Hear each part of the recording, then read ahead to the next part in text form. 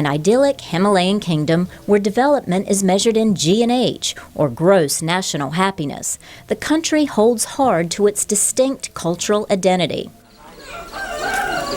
But that identity does not include 100,000 Bhutanese of Nepali origin who were expelled in the early 1990s and now languish in refugee camps in Nepal. The Bhutanese, I think, are a prime example of a warehoused population, if you will. Bob Carey is Vice President of Migration and Resettlement for the International Rescue Committee. He says Bhutanese in Nepal are being resettled in the U.S. because, due to their ethnicity, there's no hope they can return and live safely in Bhutan. Even those where the happiness index is high, it may not be high for everyone. Duni Raj spent 17 years in a camp in Nepal after he and his family were forced at gunpoint from their homes in Bhutan. Either you leave or you have to die. Got it, okay. They said like that. He says the refugee camp was like a prison. If we want to go outside the one camp to other camp, totally the refugee people, they are banned to go outside the camp. But Raj, his wife and children were offered resettlement in the United States. They were lucky in a sense. Each year, less than 0.5% of refugees worldwide are resettled. Still, the news was a sad reckoning that they would never return to their homeland.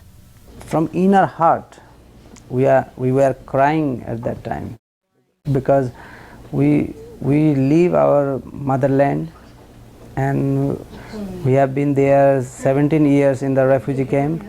But that was also just our dream only. Their dream to come to America. But adjusting to their new life has been challenging. The International Rescue Committee gave them cash and rent money for the first few months, but that was it. They said that I have got the job and you can pay yourself. Life in metropolitan areas can be expensive. The Obama administration and the U.S. State Department recently doubled the funds used to help resettle each refugee from $900 to $1,800. Experts welcome that move, but say the recession and high unemployment have hit refugees hard. Bob Carey says the resettlement system was set up decades ago, and the money is still not enough. Most of it is going to rent deposits, the initial month's rent, very basic furnishing, which is very basic. It's really, a mattress, a chair, a fork, a spoon, a knife. It's very, very limited assistance. So the expectation is that people will go to work very quickly and support themselves, which most refugees do. Duni Raj did. Now he travels 5 hours round trip to his night job at a restaurant in Washington, D.C. Life is hard, he says.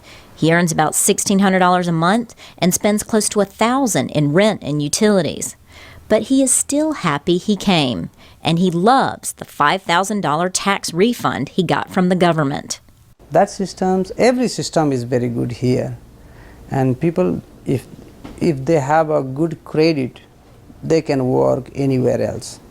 And they can do whatever they want to do. His son and daughter attend public school for free in one of the top-ranking school systems in the United States. He was a teacher in the refugee camp in Nepal. Now he drills his son daily in math and dreams of the good life his children will have. We are looking for the better future of the children, that's it here. We are here to work for the children. It's a future that warehoused refugees worldwide may never have. Laurel, Bowman, VOA News, Washington.